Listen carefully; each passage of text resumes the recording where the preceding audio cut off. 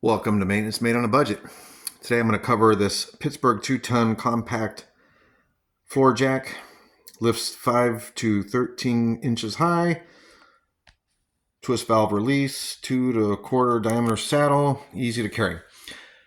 Got this on sale for $24.99, and it was during the Harbor Freight's last parking lot sale they had.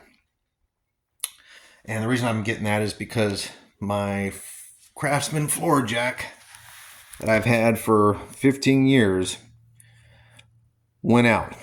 I was in the middle of changing a tire and the seal must have blown out because down here, it just, as I was pumping, probably won't do anything now, got my car off the ground. I was doing a brake inspection. And then as I lowered it on the jack, took the tires off, got everything done, got ready to take it back off the stand, started to pump it back up so I can lift it off the jack. Poof! All that oil just blew right in my face. So I was disappointed, very sad. This jack I use, and I always keep it in my trunk of my vehicle because I don't like the vehicle jacks that come with the vehicles. So I've always used this one in case I had an emergency on the road, and it's got a lovely case. Either way, it blew out. So I ended up having to get a floor jack, this 3-ton Pittsburgh that I got at Harbor Freight. Check out my video on this. I did a whole tutorial on this one. And the sale included this guy and the $24.99.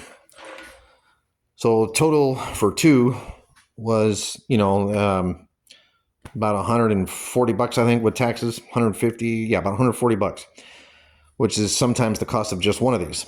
So I'm going to do a tutorial on this, and we'll get this off, see what the packaging is like. So I don't know if this even comes with a case. It does not, but maybe it is what it is here. So we'll leave that. All right, pretty standard packaging.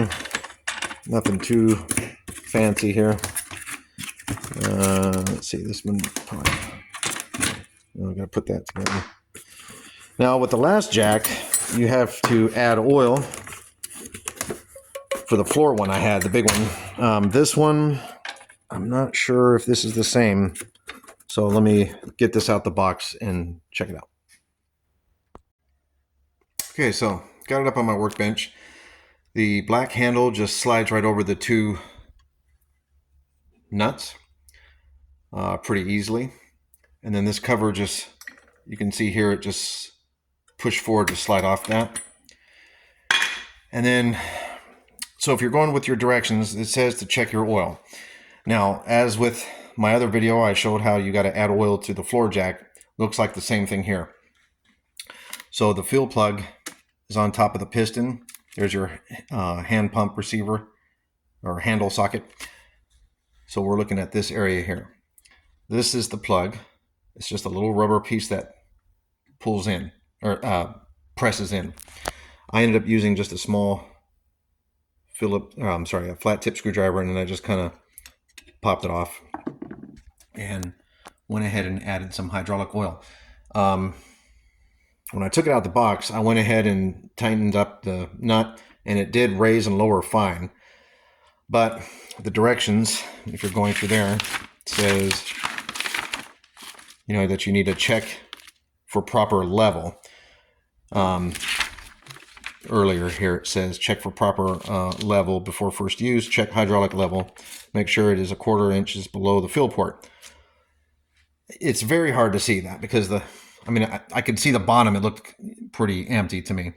So what I ended up doing is just, okay, I'm going to go to this section, adding hydraulic oil, remove the cap, add a high-grade hydraulic fluid, which is sold separately. I use hydraulic fluid that I have for brake lines. Works great. But if you want, I'm sure you can find the oil that you need to use for these jacks online. And then And then you replace. Do not touch the handle when adding the fluid. And then we'll put the plug back in now. So and it took a good amount. I was glad I checked. I mean, obviously there was some in there, you know, because it was able to, it actually pumped up but it was clearly not completely full. So now I'm going to press this back down until you hear you'll hear this snap. These aren't very, I don't know why they don't just put like a plug like the big ones, but what I'm going to do is put this phone down and press that back down real quick. All right, so I got the plug back in. That was not fun. You can see I wiped all the red paint off. You just have to keep pressing and twisting and pressing and twisting till it pops back in there.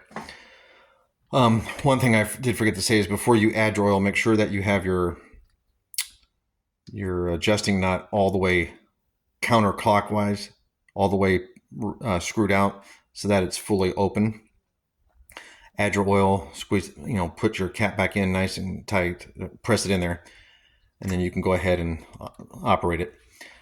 And then we'll put the cap back on.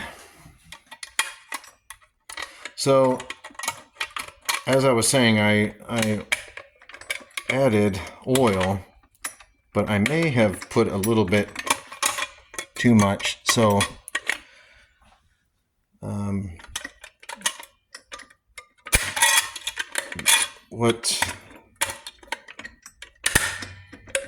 there we go. I tested it and a little bit came out, and I thought, oh man, maybe I put too much. It's so hard to see unless you get like a microscope. I mean, a magnifying glass. But what happened is I didn't push the little rubber piece all the way, so it started like bubbling out. So I had to like take it back off. I took a little bit back out, put the thing in there, and at the end of all that drama, I think I should have just left it alone. But for the purpose of this video, I'm just going straight by the directions. It says to check the level, so that's what I did. So now we're back. But yeah, I can't give too much on how long this is going to last. Compared to my Craftsman, the Craftsman was well over, I think, 15 years of use that I've had it. I can't count how many times I've used it, but the reason I get these little 1/2 tons or 2 tons is for emergencies in my car.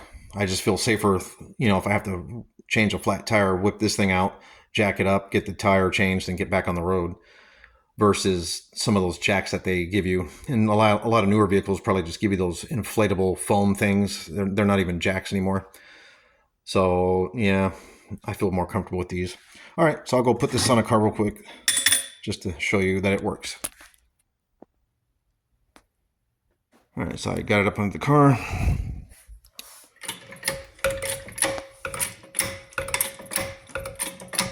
Yep, works great. And of course, it's so slippery. Okay, had to wipe my hand because it was slipping. There you go. And then we'll just go ahead and tighten that back up. Pull it out. Yep, not bad for $24.99. So there's my review of the 2-ton Pittsburgh floor jack that I got for $24.99 at Harbor Freight.